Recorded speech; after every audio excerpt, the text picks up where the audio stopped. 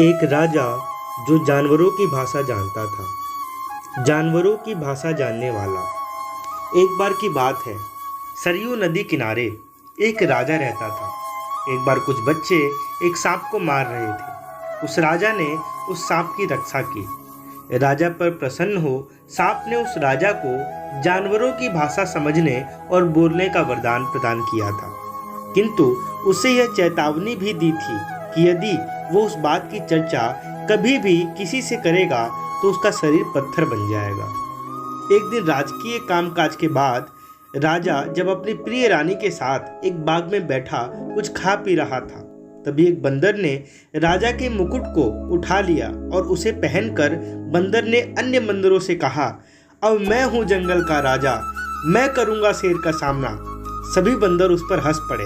बंदरों की बात सुन राजा को भी हंसी आ गई और वह मुस्कुरा उठा। राजा की रहस्यमयी मुस्कान को देख रानी ने समझा कि उसके श्रृंगार में शायद कोई त्रुटि रह गई थी। उसने राजा से उसकी मुस्कान का कारण जानना चाहा, किंतु राजा ने उसकी बात टाल दी।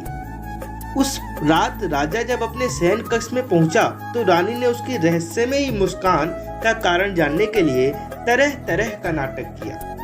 अंततः राजा को हार माननी पड़ी और उसने रानी से कहा कि यदि वो कारण बताएगा तो उसका शरीर पत्थर बन जाएगा। इस बात को सुनकर भी रानी अपनी जीत पर अड़ी रही।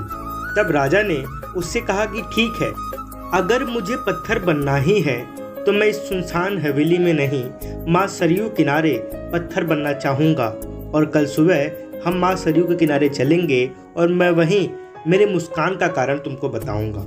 दूसरे दिन जब राजा अपने रानी के साथ माँ सरयू के घाट पर पहुंचा, तभी उसने देखा कि एक बकरी बकरे से नदी में से एक फूल लाने की जिद कर रही है। बकरे ने बोला, मैं नदी के भीतर जाऊंगा तो डूब जाऊंगा। इसके बावजूद बकरी जिद पर अड़िग रही। तब बकरे ने बकरी को एक जोरदार सींग मारते हुए कहा कि मुझे राजा की तरह मूर्ख समझा है जो रानी के जिद के कारण पत्थर बनने चला आया। राजा पत्थर बन जाएगा और उसकी पत्नी सभी सुख चैन के साथ महल में रहेगी।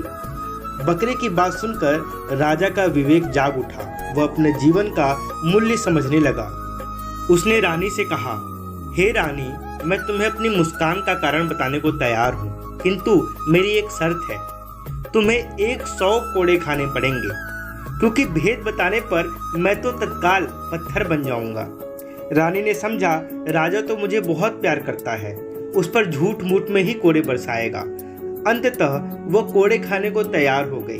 तब राजा ने अपने एक सिपाही से पूरी शक्ति के साथ रानी पर कोड़े बरसाने को कहा।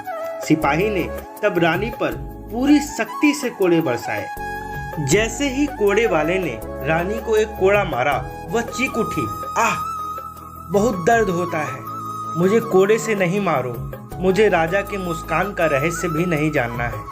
तब राजा ने कोड़े वाले से कहा कि वो और जोर से रानी पर कोड़े बरसाए, क्योंकि उसे अपने पति की मौत स्वीकार थी, किंतु एक कोड़े की चोट भी नहीं। कोड़े वाला जब फिर से रानी पर कोड़े बरसाने को हुआ, तभी राजा के सलाहकार ने राजा से आग्रह किया कि वह रानी को क्षमा कर दें। राजा ने रानी को क्षमा तो कर दिया, किंतु वह मान सम्मान और प्यार फिर कभी भी प्रदान नहीं किया और रानी को सदैव के लिए त्याग दिया। सीख, हमें अपने प्राणों का मोल पता होना चाहिए। उनके लिए कभी अपने प्राण जोखिम में नहीं डालना चाहिए जो आपके शुभचिंतक ना हो और आपके लिए थोड़ा कष्ट भी नहीं सहना चाहते हो। धन्यवाद। प्लीज़ मेरे चैनल को लाइक, सब्सक्राइब और शेयर कीजिए।